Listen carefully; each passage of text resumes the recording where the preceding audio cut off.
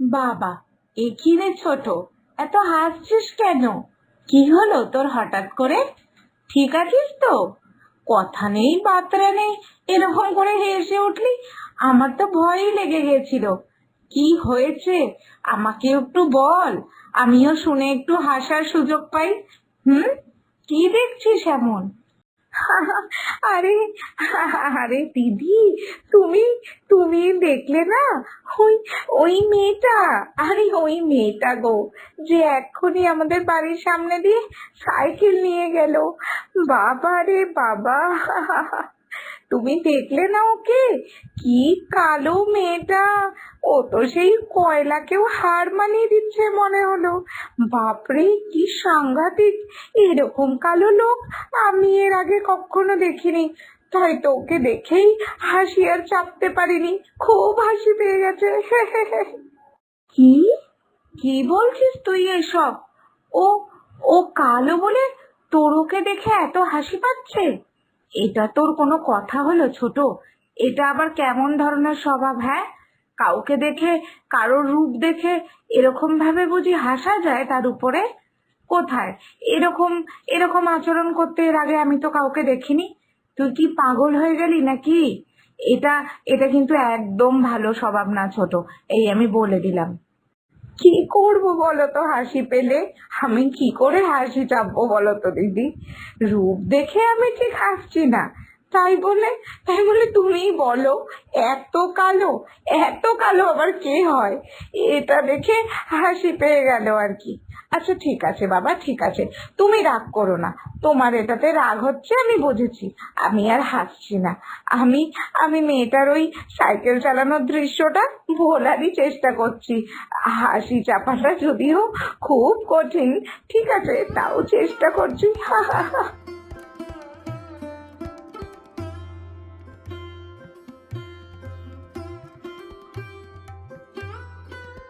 কি জানি বাবা, ছোটর এটা আবার কেমন অভ্যাস, কিছুতেই বুঝতে পারছি না। কোনো কিছু দেখলেই শুধু ও হাসতে শুরু করে দেয়। এটা তো কোনোভাবেই ঠিক না। বিশেষ করে ও যখন কোনো কারোর রূপ নিয়ে, কারোর ব্যবহার, পরিস্থিতি, এগুলোর উপর হাসতে থাকে, এটা তো আমার খুব বাজে লাগে। কি করে যে ছোটকে বোঝাই সবটা? পরে আমার কথা শুনে ও যদি কিছু খারাপ ভাবে, তাই তো ওকে কিছু বলতেও পারছি না ছাতার মাথা। দেখি, আরো কিছুদিন অপেক্ষা করি। ও যদি নিজের থেকেই নিজেকে শুধরে নেয়, তাহলে তো খুবই ভালো হয়। দেখা যাক শেষমেশ কি হয়।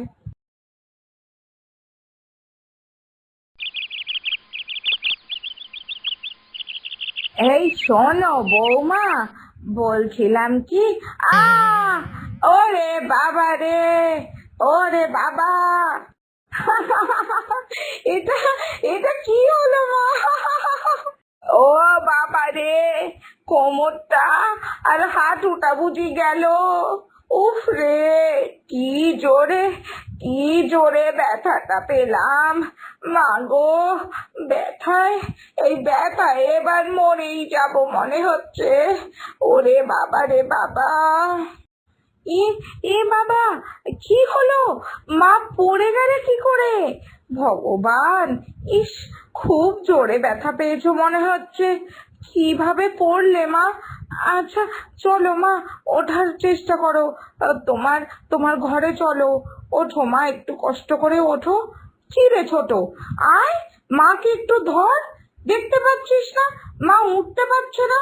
একটু সাহায্য কর মাকে এসে, হাতটা একটু মায়ের ধর।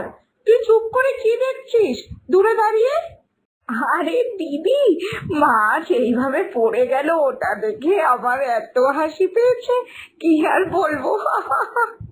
আমি আমি মায়ের পড়ে যাওয়া দেখে হাসতে হাসতে ভুলেই গেছি যে মাকে আবার ধরে তুলতে হবে। আমি ধরছি, আমি মাকে এখনই ধরছি, আসছি। কি যে করিস না ছোট তুই! এটা একটা হাসির ব্যাপার হলো? মা এত জোরে ব্যথা পেয়েছে, যা তা একেবারে তুই তুই মায়ের সামনে থেকেও মাকে ধরছিস না, জিজ্ঞেসও করছিস না, হাসছিস! একেবারে কিছু বলার নেই তোকে আর।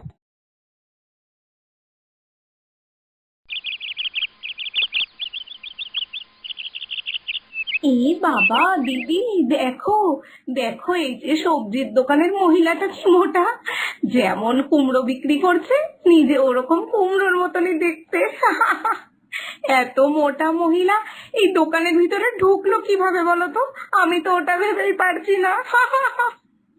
তুই এসব কি বলছিস ছোট? উনি মোটা বলে তোর কি খুব হাসি পাচ্ছে নাকি? কিন্তু এইটা একটা কারণ হলো তোর হাসি পাওয়ার। উনি মোটা হতেই পারে, তাই বলে তোকে হাসতে হবে? তোর এই স্বভাবটা কিন্তু আমার একদম ভালো লাগছে না ছোট, আমি বলে দিচ্ছি। তোর সবাইকে দেখে, এরকম খারাপ পরিস্থিতি দেখে হাসি পাওয়ার ব্যাপারটা একেবারেই স্বাভাবিক না। এই আচরণটা তুই বন্ধ কর, আমি কিন্তু বলে দিচ্ছি তোকে। তুমি কি যে বলো না দিদি, তুমি বলছো এখনো হাসি পাবে না? এত মোটা উনি, কুমড়োর মতো, আর আর কুমড়োর রঙেরই একটা শাড়ি পরে এসেছে, কি অবস্থা! ওনার ওনার কাছে কুমড়ো কিনতে গেলে আমি তো হাসতে হাসতে মরেই যাবো মনে হচ্ছে। না না, না না, আমি শুধু ভাবছি যে এত মোটা শরীর নিয়ে উনি কাজ করছে কিভাবে বলো তো দিদি? উনি এই শরীর নাড়াচ্ছে কিভাবে, বাবারে বাবা! ছোট, তো সবাইকে অসুবিধায় দেখলে, কারোর রূপ যদি একটু কম থাকে তাকে দেখলে, এইসব দেখলে খুব হাসি পেয়ে যায়, তাই না রে? মানে এই ধরে নে, এখন যদি এখানে হঠাৎ করে কোনো মারামারি শুরু হয়ে যায়, ঝগড়া অশান্তি শুরু হয়ে যায় কারোর সাথে কারোর, তাহলেও নিশ্চয় তোর খুব হাসি পাবে, তাই না? হ্যাঁ গো দিদি, হ্যাঁ, আমার খুব মজা লাগে মারামারি দেখতে। তুমি এই মারামারির কথা বললে বলে আমার মনে পড়ে গেল, আমাদের বাড়ির পাশে, মানে আমার বাপের বাড়ির পাশে একটা কাকু থাকতো। আর জানো না, ওনার নিজের ভাই ওনার বাড়িতে চুরি করতে এসেছিল, আর কপাল এমন খারাপ যে চুরি করতে এসে আবার ধরাও পড়ে গেছিল। আর সেই কি মারামারি আর কি কাণ্ড! ওই মারামারি দেখে আমি তো হাসতে হাসতে একদম শেষ। হাসতে হাসতে যেমন পেটে ব্যথা হয়ে গেছিল, তেমন আমার গালও ব্যথা করছিল। ওরে বাবা, সেই কি দৃশ্য! না, এখানে আর মুখ লাগিয়ে কোনো লাভ হবে না, এবার কাজে করতে হবে। ছোটর এই বদ অভ্যাসটা যে কোনো ভাবেই হোক আমাকে বন্ধ করাতেই হবে, কিছু তো আমাকে ভাবতেই হবে। হুম, না, এখন বরং বাড়ির দিকেই যাই, তারপরে দেখছি। এই ছোট, চল তাহলে এবার বাড়ির দিকে যাই।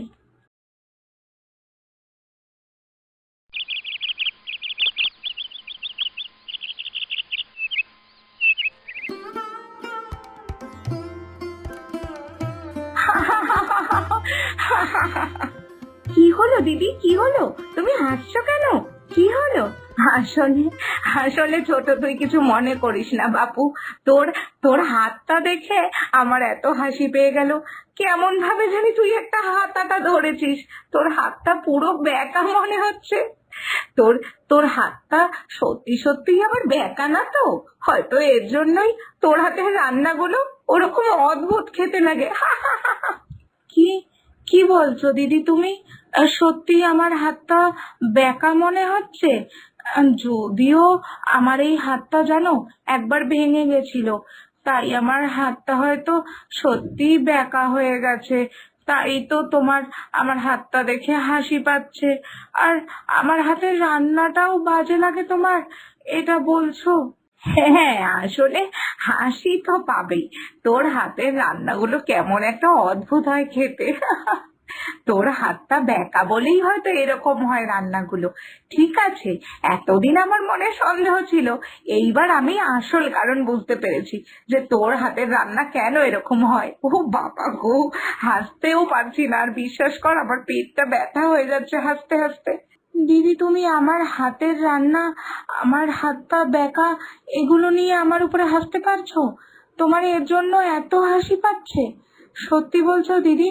কেন রে ছোট, আমি তোর উপর হাসলে বুঝি তোর খুব কষ্ট হচ্ছে, তাই না? ঠিক এরকম ভাবেই তুই যখন অন্যদের উপরে হাসিস, তখন তাদেরও কষ্ট হয়, তারাও কষ্ট পায়, বুঝেছিস? ভালোভাবে এটা বলছিলাম এতদিন ধরে, তোকে কতই না বুঝিয়েছি, তুই কোনোভাবেই বুঝছিলিস না। তুই শুধু বলছিলিস অন্যকে দেখলেই তোর হাসি পেয়ে যায়, অন্যের খারাপ পরিস্থিতি দেখলেও তোর হাসি পেয়ে যায়। কিন্তু এখন তো বুঝতে পেরেছিস যে এটা কত বড় অন্যায় করছিলিস তুই। দিদি দিদি তো ঠিক কথাই বলছে, একদম ঠিক কথা। সত্যি আমি কেন যে সবার উপরে এত হাসতাম! ছি ছি, এটা কত বড় অন্যায় কাজ আমি করে ফেলেছি না বুঝে। না না, এই এরকম ভুল আমি আর কোনোদিনও করব না, কোনোদিনও না। আমার উপরে আজকে দিদি হাসলো, তাতেই আমার এত কষ্ট হয়েছে। আর আর যদি এরকম ভাবে অন্যেরাও আমার উপর হাসতে থাকে, তাহলে না জানি আমি কি করব, কিভাবে বেঁচে থাকবো। না, আমি আর কারোর উপর হাসবো না। খুব অন্যায় হয়েছে, খুব অন্যায়।